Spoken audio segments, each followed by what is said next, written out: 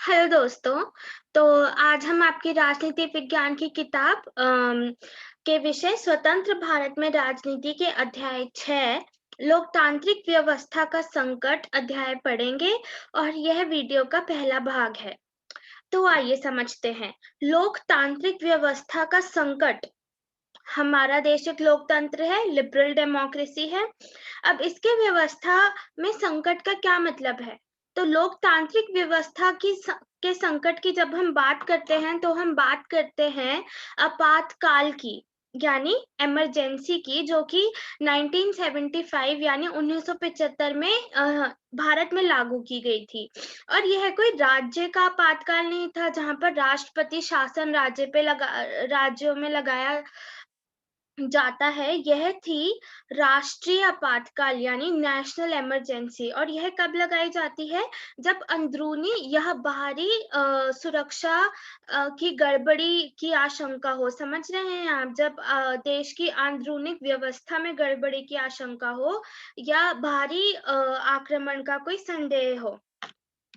तो यह लागू किया गया था आपातकाल 1975 में, जब हमारी प्रधानमंत्री थी श्रीमती इंदिरा गांधी जी और केंद्र सरकार थी कांग्रेस की सरकार।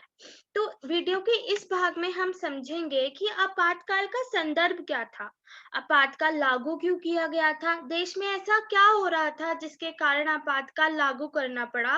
और हम साथ ही यह भी समझेंगे कि आपातकाल लागू करने का मतलब क्या होता है, क्या यह संवैधानिक है।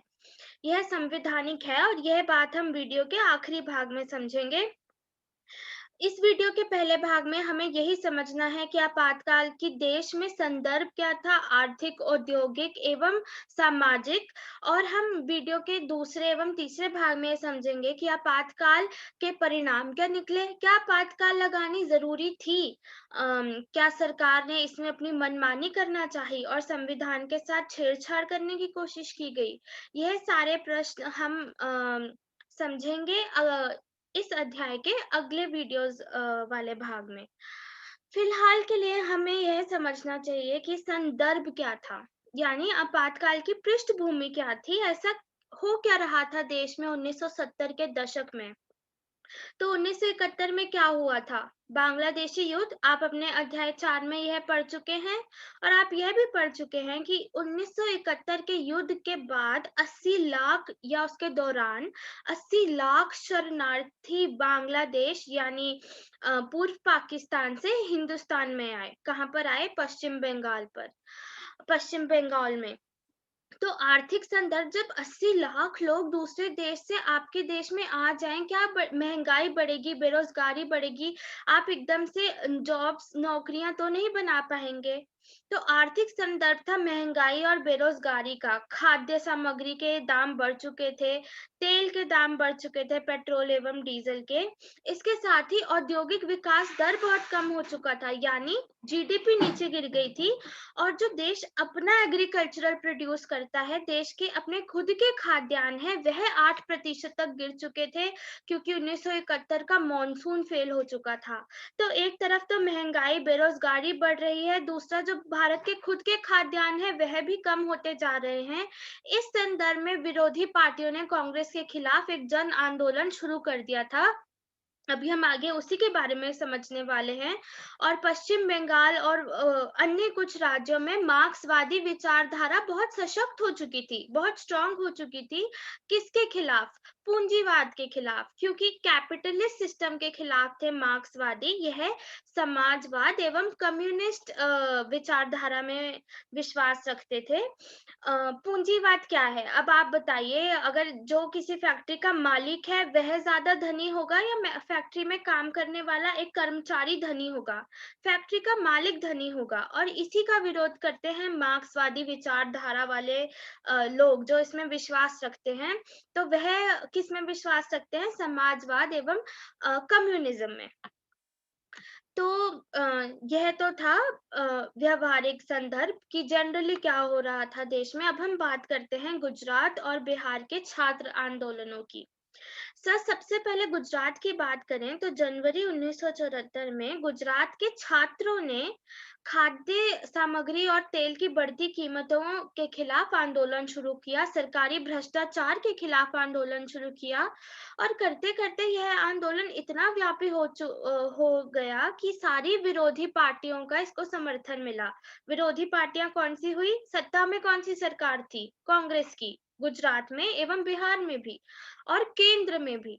तो सारी विरोधी पार्टियां हो चुकी थी कांग्रेस के खिलाफ। मोरारजी देसाई आपको पता है, कांग्रेस ओ के नेता। आप पहले पढ़ चुके हैं कि कांग्रेस का बंटवारा हो गया था, कांग्रेस ओ और कांग्रेस आई। कांग्रेस ओ के नेता थे मोरारजी देसाई और सत्ता में थी कांग्रेस आई, जिसका नेतृत्व कर रही थी श्रीमती इंदिरा गांधी। तो मोरारजी देसाई ने यह सरकार को धमकी दी कि वह अनिश्चित काल के लिए भूख हड़ताल पर बैठ जाएंगे अगर गुजरात में दोबारा चुनाव ना कराए गए। दोबारा चुनाव की मांग इसलिए हुई थी क्योंकि इस आंदोलन के चलते गुजरात में राष्ट्रपति शासन लागू कर दिया गया था। यह संविधान के अनुच्छेद 356 के तहत लागू किया जा सकता है जब किसी राज्य में काफी उथल पुथल या गड़बड़ी चल रही हो। तो सारी शक्तियां किसके पास चली जाती हैं? केंद्र सरकार के पास और उस राज्य के गवर्नर के पास। तो ऐसा ही हुआ था गुजरात में, जिसके खिलाफ मोरारजी देसाई ने इस छात्र आंदोलन का नेतृत्व किया और इसके बाद जून 1975 में गुजरात में चुनाव कराए गए और यह तो काफी स्वाभाविक है कि उसमें कांग्रेस हार गई। यह थी गुजरात की बात। 1974 का गुजरात छात्र आंदोलन, जिसका नेतृत्व किसने किया? मोरारजी देसाई ने। और 1975 वहां पे राष्ट्रपति शासन लागू किया गया, जिसके बाद 1975 के चुनाव में कांग्रेस गुजरात में हार गई। अब बात करते हैं बिहार के छात्र आंदोलन की। बिहार में भी खाद्य सामग्री एवं तेल की बढ़ती कीमतों के खिलाफ छात्रों ने आंदोलन शुरू किया और इन्होंने आह्वान किसका किया? बुलाया किसको? जयप्रकाश नारायण को। अब जयप्रकाश नारायण कौन थे? जयप्रकाश नारायण थे स्वतंत्रता सेनानी, जिन्होंने 1942 का भारत छोड़ो आंदोलन का भी नेतृत्व किया था। इन्होंने कश्मीर मसले को सुलझाने की काफी कोशिश की थी। चंबल में डाकुओं से आत्मसमर्पण कराया था, परंतु 1970 के दशक में यह सक्रिय राजनीति छोड़ चुके थे, यानी एक्टिव पॉलिटिक्स का पार्ट नहीं थे। यह गांधी की विचारधारा को मानने लगे थे एवं समाजवाद में विश्वास जताते थे। तो जब जयप्रकाश नारायण हिस्सा बने बिहार के छात्र आंदोलन का, तो आंदोलन का मुख हो चुका था राजनीतिक, चरित्र बन चुका था राजनीतिक एवं उसका चरित्र राष्ट्रव्यापी हो चुका था, क्योंकि जयप्रकाश नारायण ने आह्वान किया कांग्रेस की हर विरोधी पार्टी का एवं जन समूह का। उन्होंने एक जन आंदोलन की शुरुआत करी सरकार के खिलाफ और उन्होंने इसका नेतृत्व किया। उन्होंने नारा दिया, समय के रथ का घर घर नाद सुनो, सिंहासन खाली करो कि जनता आती है। उन्होंने संपूर्ण क्रांति का आह्वान किया और कांग्रेस सरकार के बर्खास्त होने की मांग करी। इसी के चलते 1974 में रेल हड़ताल हो चुकी थी। अगर आपसे पूछा जाए कि 1974 की रेल हड़ताल किस बारे में थी, तो 1974 के में रेलवे कर्मचारियों और केंद्र सरकार के बीच पेंशन एवं सैलरीज को लेकर, तनख्वाह को लेकर कुछ मिसअंडरस्टैंडिंग हुई, यानी कुछ तालमेल नहीं बैठा और इसके चलते रेलवे, जो कि एक केंद्र सेवा है यानी सेंट्रल सर्विस है, रेलवे के कर्मचारी हड़ताल पर जा चुके थे। अब आप सोचिए, अगर यातायात ठप हो जाए, ऐसा ही हुआ 1974 में। केवल लोग ही नहीं आते जाते हैं ट्रेन से, रेलगाड़ी से, कई आवश्यक खाद्य सामग्री भी पहुंचाई जाती है ट्रेन से एक जगह से दूसरी जगह, परंतु सरकार ने इस हड़ताल को बिल्कुल भी मान्यता नहीं दी। जबकि सरकार ने ये रेलवे हड़ताल के नेताओं को, कई बड़े नेताओं को उठाकर जेल में डाल दिया और इस हड़ताल को मान्यता देने से इनकार किया, जिसकी वजह से तकरीबन 20 दिन के बाद रेलवे कर्मचारी वापस अपनी सेवा वापस अपने काम पर आए। 1975 में जेपीजी यानी जयप्रकाश नारायण जी जेपीजी के नाम से जाने जाते थे, इसलिए बिहार के छात्र आंदोलन को जेपी मूवमेंट जेपी आंदोलन के नाम से भी जाना जाता है, ये याद रखिएगा। तो इन्होंने एक संसद मार्च की जिसका नेतृत्व किया। अब जेपी जी को जयप्रकाश नारायण जी को सिर्फ जन समूह का ही समर्थन नहीं था, उनको गैर कांग्रेसी राजनीतिक दल जैसे कि भारतीय जनसंघ कांग्रेस, भारतीय लोक दल, सोशलिस्ट पार्टी, ऐसे कई राजनीतिक दलों का भी समर्थन मिल चुका था। तो यह आंदोलन बन चुका था राष्ट्रव्यापी। इस आंदोलन ने विकराल रूप धारण कर लिया था। अभी तक हमने पढ़ा आर्थिक और औद्योगिक संदर्भ क्या था। देश में असंतोष की लहर दौड़ पड़ी थी, देश में निराशा थी बढ़ती महंगाई और बेरोजगारी को लेकर। इसी के चलते गुजरात का छात्र आंदोलन काफी महत्वपूर्ण रहा, जिसका नेतृत्व किया मोरारजी देसाई ने। और इसी के साथ महत्वपूर्ण रहा बिहार का छात्र आंदोलन, जिसको जेपी आंदोलन के नाम से भी जाना जाता है, और इसका नेतृत्व किया जयप्रकाश नारायण ने एवं सभी गैर कांग्रेसी राजनीतिक दलों ने। अब हम बात करते हैं नक्सलवादी आंदोलन की। आप सुनते आ रहे होंगे कई सालों से कि नक्सलवादियों का पश्चिम बंगाल में हमला हुआ, पुलिस कर्मचारियों पर झारखंड में हमला हुआ। तो ये नक्सलवादी है कौन और ये नक्सलवादी आंदोलन शुरू कैसे हुआ? बात है 1957 की, जब पश्चिम बंगाल के एक पर्वतीय जिले यानी दार्जिलिंग, आपने नाम सुना होगा, दार्जिलिंग एक हिल स्टेशन है, टूरिस्ट स्पॉट है। उसके एक छोटे से गांव नक्सलबाड़ी के पुलिस थाने के इलाके में पुलिस वालों के खिलाफ एक किसान विद्रोह उठ खड़ा हुआ। धीरे धीरे ये विद्रोह इतना सशक्त होता गया कि इसकी अगुवाई करने लगे वहां के स्थानीय मार्क्सवादी कम्युनिस्ट पार्टी के नेता, जैसे कि मैंने आपको अभी बताया। तो यह आंदोलन जो था इसने विकराल रूप धारण कर लिया, यह कई राज्यों में फैल गया।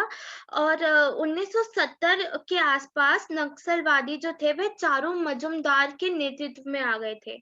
तो नक्सलवादी आंदोलन का नेतृत्व कौन कर रहा था? चारू मजूमदार। अभी तक ये किसके नेतृत्व में थे? सीपीआईएम यानी communist party of India Marxist, CPIM.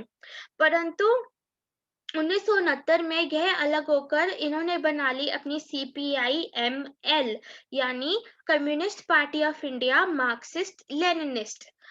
यह पार्टी बनाई और नक्सलवादी कैसे हमला करते थे और यह इतने सशक्त कैसे बने? यह घरेलू हथियारों से ही हमला करते थे। जो नक्सलवादी समूह के लोग थे, गुरिल्ला रणनीति से, यानी गोरिल्ला वॉरफेयर। अब गोरिल्ला रणनीति क्या है? जब आप अपने दुश्मन के साथ आमने सामने का युद्ध नहीं करते, आप दुश्मन पर छुप कर वार करते हैं। तो जब आपका जो विरोधी समूह है वह हमले की अपेक्षा ही नहीं कर रहा, वह तैयार ही नहीं है, तो यह स्वाभाविक सी बात है कि आपको कई हद तक जीत मिल सकती है जब आप गोरिल्ला रणनीति का प्रयोग करेंगे तब।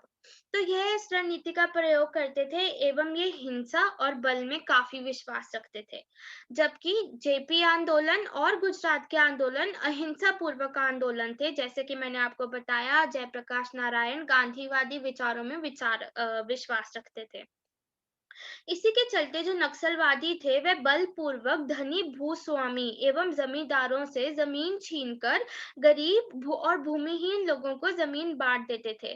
क्योंकि यह लोग पूंजीवाद के खिलाफ होते हैं, ये इक्वल डिस्ट्रीब्यूशन ऑफ रिसोर्सेज में विश्वास रखते हैं, यानी यह संसाधनों के सामान्य बंटवारे पे विश्वास रखते हैं कि समाज में हर किसी के पास सब कुछ समान तौर पर होना चाहिए। ऐसा नहीं होना चाहिए कि कोई गरीब और कोई अमीर, कोई धनी और कोई गरीब। समझ रहे हैं आप? तो सरकार ने इनका सामना करने के लिए कड़े कदम उठाए हैं, कई पुलिस फोर्सेस का निर्माण हुआ है, कई सैन्य अकादमियों का निर्माण किया गया है नक्सलवादियों से निपटने के लिए। परंतु आज भी नक्सलवादी आंदोलन काफी सक्रिय है, इतना सक्रिय है कि ये तकरीबन 9 राज्यों में फैला हुआ है। तो यह था नक्सलवादी आंदोलन। आपसे प्रश्न पूछा जा सकता है कि नक्सलवादी आंदोलन क्या था, क्यों शुरू हुआ, नक्सलवादी क्या करते थे, नक्सलवादी आंदोलन का नेतृत्व कौन कर रहे थे, तो आपको यह सारे प्रश्न पता होने चाहिए। नक्सलवादी आंदोलन दार्जिलिंग पश्चिम बंगाल के नक्सलबाड़ी इलाके में शुरू हुआ था। इसका नेतृत्व कर रहे थे चारू मजुमदार, जिन्होंने अपनी पार्टी बनाई थी CPI-ML। नक्सलवादी लोग गोरिल्ला रणनीति का प्रयोग कर धनी भूस्वामियों से जमीन छीनकर गरीबों में बांटते थे और नक्सलवादी आंदोलन आज तक सक्रिय है। यह था नक्सलवादी आंदोलन के बारे में। अब हम समझते हैं कि अब हमें पढ़ना होगा एक और संघर्ष के बारे में, जो कि है न्यायपालिका और कार्यपालिका के बीच का संघर्ष। न्यायपालिका यानी जुडिशरी, कार्यपालिका एग्जीक्यूटिव। अब आपको पता है सरकार के 3 हाथ होते हैं, लेजिस्लेचर, एग्जीक्यूटिव और जुडिशरी। संसद का क्या काम है? संसद का काम है कानून एवं नीतियां बनाना। कार्यपालिका का काम है उनको लागू करना और न्यायपालिका का काम है यह देखना कि क्या वह नीतियां संविधान के अकॉर्डिंग है, कि जैसा संविधान से कहीं बाहर तो नहीं जा रही। तो ऐसा ही हुआ 1970 के दशक में, जब भारतीय संविधान की बुनियादी संरचना को लेकर न्यायपालिका और कार्यपालिका के बीच तनाव पैदा होना शुरू हो गया। अब बुनियादी संरचना क्या है? मतलब basic structure of the Indian constitution, जैसे कि प्रिएम्बल है, मौलिक अधिकार हैं, यह ऐसी चीजें हैं जो हमारे संविधान को बनाती हैं।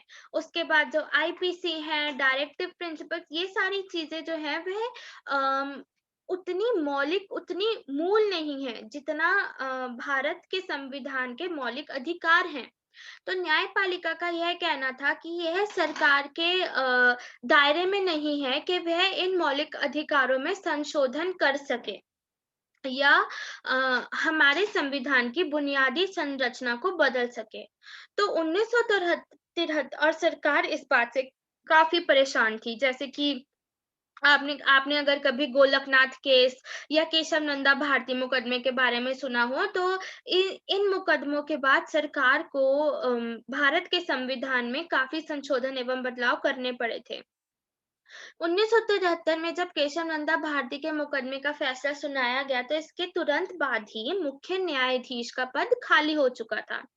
अब मुख्य न्यायाधीश को इलेक्ट एवं नियुक्त कैसे किया जाता था? यह सीनियोरिटी प्रिंसिपल से होता है, यानी वरिष्ठता के नियमों से तय किया जाता है कि अब मुख्य न्यायाधीश सर्वोच्च न्यायालय के सुप्रीम कोर्ट के कौन बनेंगे।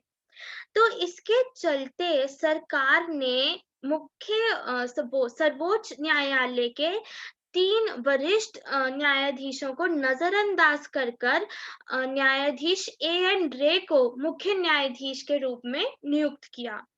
तो उन 3 वरिष्ठ न्यायाधीशों का यह कहना था कि ऐसा इसलिए किया गया क्योंकि उन्होंने सरकार के खिलाफ अपने जजमेंट सुनाए थे, यानी उन्होंने इस बात की घोर निंदा करी थी कि सरकार हमारे संविधान की बुनियादी संरचना को बदलने की कोशिश कर रही है। उन्होंने उसके खिलाफ फैसले सुनाए थे, इसीलिए सरकार ने पक्षपात एवं दखलंदाजी कर A.N. रे को नियुक्त किया गया, जो कि सरकार के फेवर में थे, यानी सरकार के खिलाफ नहीं थे न्यायाधीश A.N. रे। इसलिए उनको ऐसे इल्जाम केंद्र सरकार पर लगाए गए कि अब जो केंद्र सरकार है, हमारी केंद्र कार्यपालिका है, वह न्यायपालिका की नीतियों एवं उसके विधान के साथ छेड़छाड़ कर रही है। तो अब आप समझ सकते हैं कि देश में संदर्भ कैसा था। आर्थिक संदर्भ था खराब, यानी महंगाई थी, बेरोजगारी थी। और सामाजिक संदर्भ क्या था? छात्र आंदोलन हो रहे थे, राजनीतिक आंदोलन हो रहे थे एवं हमारी सरकार का न्यायपालिका के साथ भी संघर्ष चल रहा था। इस सब के चलते जो सबसे महत्वपूर्ण बात हमें समझने की है वह यह इंस्टेंस है, वह यह चीज है जो 1975 में हुई, जब इलाहाबाद के उच्च न्यायालय यानी हाई कोर्ट के न्यायाधीश जज जगमोहन लाल सिन्हा ने एक फैसला सुनाया। यह फैसला सुनाया गया था समाजवादी नेता राज नारायण के द्वारा दर्ज एक याचिका के सिलसिले में। इस फैसले में इलाहाबाद के उच्च न्यायालय ने कहा कि इंदिरा गांधी के 1971 के लोकसभा के चुनाव अवैधानिक थे। अवैधानिक यानी अनप्रोसीजरल, कि जैसा प्रोसीजर सेट किया गया है, विधान है, उसके खिलाफ जाकर इंदिरा गांधी ने लोकसभा के चुनाव लड़े हैं।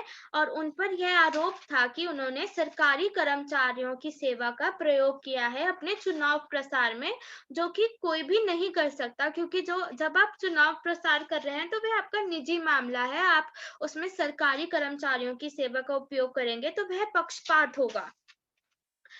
इसके चलते उच्च न्यायालय ने यह भी कहा कि अब वह सांसद नहीं रही, लोकसभा की नीतियों उसके प्रोसीडिंग्स में वह हिस्सा नहीं ले सकती, और 6 महीने के अंदर उनको पुनः निर्वाचित होकर अपने पद पर आना पड़ेगा, नहीं तो वह प्रधानमंत्री नहीं रहेंगे। पुनः निर्वाचन यानी री इलेक्शन 6 महीने के अंदर।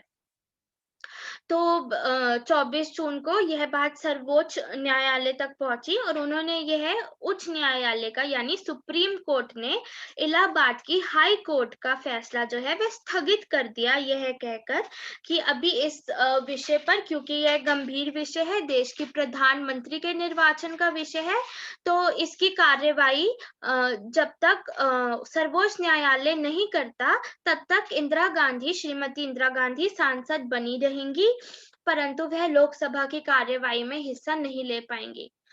तो उधर से न्यायपालिका के साथ संघर्ष वैसे ही चल रहा था, जन आंदोलन हो रहे थे, और 24 जून 1975 को यह करार कर दिया गया था कि श्रीमती इंदिरा गांधी के लोकसभा चुनाव अवैधानिक थे और अब वह लोकसभा की कार्यवाही में हिस्सा नहीं ले पाएंगी। और जैसे कि हमने पढ़ा, 25 जून 1975 को जयप्रकाश नारायण के नेतृत्व में विपक्षी दलों ने प्रदर्शन करते हुए श्रीमती इंदिरा गांधी के इस्तीफे की मांग करी और राष्ट्रव्यापी सत्याग्रह की घोषणा कर दी।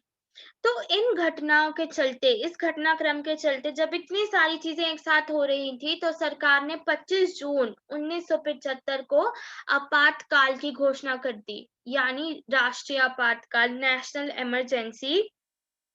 और सरकार ने कहा कि यह दलील दी कि देश में आंदरूनिक गड़बड़ी की काफी आशंका है, यानी आंदरूनिक इंटरनल डिस्टरबेंस हो रही है, आंदरूनिक उथल पुथल हो रही है। अब यह बात समझनी जरूरी है कि ऐसा करना हमारे संविधान के अनुच्छेद 352 के तहत मान्य है। यह हमारे संविधान के अनुच्छेद 352 में लिखा है कि भारी अथवा अंदरूनी गड़बड़ी की आशंका के तहत सरकार ऐसा कर सकती है, यानी आपातकाल की घोषणा कर सकती है, जब स्थिति आउट ऑफ कंट्रोल हो, हम सरकार के हाथ में ना हो। तो ऐसा होने के बाद क्या होता है, आपातकाल के बाद सारी शक्तियों के बंटवारे का जो ढांचा है, यानी केंद्र और राज्य के बीच में शक्तियां बटी हुई हैं, फेडरल क्वासी फेडरल स्ट्रक्चर है हमारे भारतीय संविधान का, वह निष्प्रभावी हो जाता है। इस बंटवारे के ढांचे का कोई मान्यता नहीं रह जाती, सारी शक्तियां केंद्र शासित हो जाती हैं, यानी केंद्र सरकार के पास सारी शक्तियां चली जाती हैं, वहीं केंद्रित हो जाती हैं। क्योंकि आपातकाल एक असाधारण स्थिति के रूप में देखा जाता है, ऐसा रोज तो नहीं है कि आपको आपातकाल देखने को मिला हो। यानी हम लोगों ने तो पिछले 2 दशकों से आपातकाल नहीं देखा है। तो आपातकाल स्वाभाविक तौर पर एक असाधारण स्थिति है, जब स्थिति काफी गंभीर हो, और कंट्रोल में ना हो। तो इसके चलते सरकार कई मौलिक अधिकारों पर भी रोक लगा सकती है। जैसे जब आपातकाल लागू किया जाता है तो राइट टू मूवमेंट रोक दिया जाता है, यानी इधर से उधर जाने को रोका जा सकता है, स्पीच एंड एक्सप्रेशन रोका जा सकता है। कई मौलिक अधिकारों पर सरकार रोक लगा सकती है, क्योंकि स्थिति किसकी है? आपातकाल की है, इमरजेंसी है, गड़बड़ी की काफी आशंका है। यह सब जब हम समझ रहे हैं कि हो जाता है केंद्र शासित, सारी शक्तियां चली जाती हैं केंद्र सरकार के पास, तो राष्ट्रपति फरुखुद्दीन अब्दुल्ला ने सरकार के आपातकाल को लागू करने की रिक्वेस्ट को मान लिया, याचिका स्वीकार करी और 25 जून 1975 को आपातकाल लागू हो चुका था।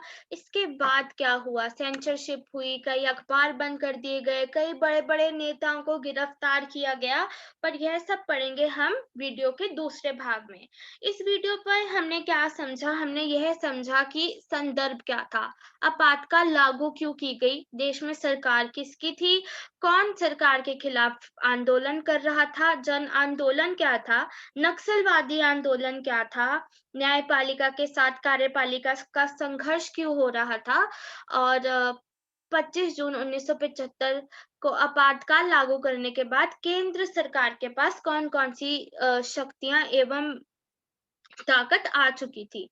अगले वीडियो में हम यह समझेंगे कि आपातकाल के परिणाम क्या हुए और क्या आपातकाल लागू करना ज़रूरी था।